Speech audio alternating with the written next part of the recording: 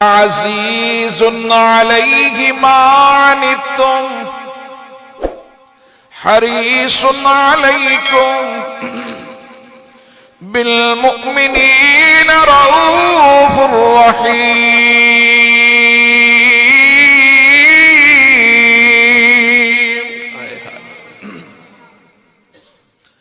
عزیز علیہ، اتنی شان والا میرا محبوب، پر میرا رب فرماتا ہے عزیز علیہ ما عنتم۔ او مصطفیٰ کے امتی، گرا گزرتا ہے، باری گزرتا ہے، ما عنتم، تمہاری تکلیف، تمہاری تکلیف سے میرا محبوب نبی بے چین ہو جاتا۔ تجھے کانٹا چبھے میرا نبی بے چین، تمہیں زخم پہنچے میرا نبی بے چین، تو پھر مجھے بات وہیں پہ لانے دو۔ پھر میرا نبی آج جب اس تک یہ بات پہنچے کہ اس کے امت کے چیتڑے اڑا دیے گئے، ان پہ آج آہن کی برسات ہو رہی ہے، تو اس پہ کتنا گراں گزرے گا۔ عزیز علیہ ما عنتم، گراں گزرتا ہے اس نبی پر، ما عنتم، تمہاری تکلیف، تمہاری پریشانی سے وہ پریشان ہو جاتا ہے۔ لیکن امت نبی کی ناموس پر کوئی پرخچے اڑا دے، امت کو پریشانی، کوئی نبی کے کارٹون بنائے، امت مزے میں، کوئی نبی کا تمسخر اڑائے، العیاذ باللہ، امت خاموش۔ لیکن وہ میرا محبوب نبی عزیز علیہ ما عنتم، امام الانبیاء حضرت محمد مصطفیٰ صلی اللہ علیہ وسلم نے فرمایا، ہر نبی کو میرے رب نے ایک اختیار دیا ہے، جو وہ مانگے گا رب اسے عطا کر دیں گے۔ صحابہ نے پوچھا اللہ کے محبوب، آپ نے وہ اختیار استعمال کیا؟ فرمایا نہیں، کب کریں گے؟ فرمایا دنیا میں نہیں کروں گا۔ کب کریں گے اللہ کے محبوب؟ وہ منظر پھر کل میدان محشر ہوگا، یوم یقوم الروح والملائکۃ صفا لا یتکلمون الا من اذن له الرحمن وقال صوابا، ذلك اليوم الحق فمن شاء اتخذ الى ربه سبیلا مآبا۔ آئے ہائے، وہ دن قائم ہو جائے گا،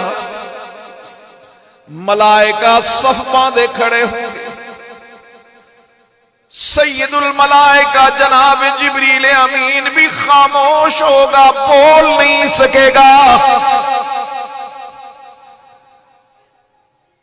اللہ کے محبوب نے توجہ کرنا، ایک مرحلے پہ فرمایا من حوسب عذب،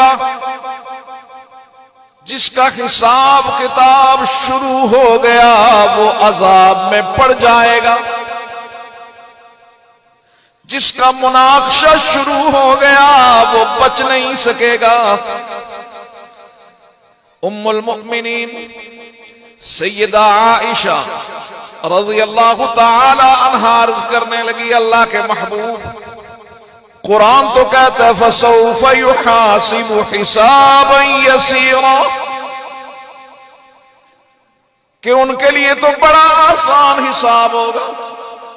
آپ فرماتے ہیں جس کا حساب ہوگا وہ پکڑا جائے گا، اللہ کے محبوب نے فرمایا حمیرہ نہیں، حساب یسیر کا معنی یہ کہ فائل پوری تیار، کیس پورا تیار، ایک فرشتہ آگے ایک پیچھے، درمیان میں یہ بندہ، بارگاہ الہی میں فائل پہنچی، رب العالمین نے فرمایا فائل نہ کھولو، جانے دو،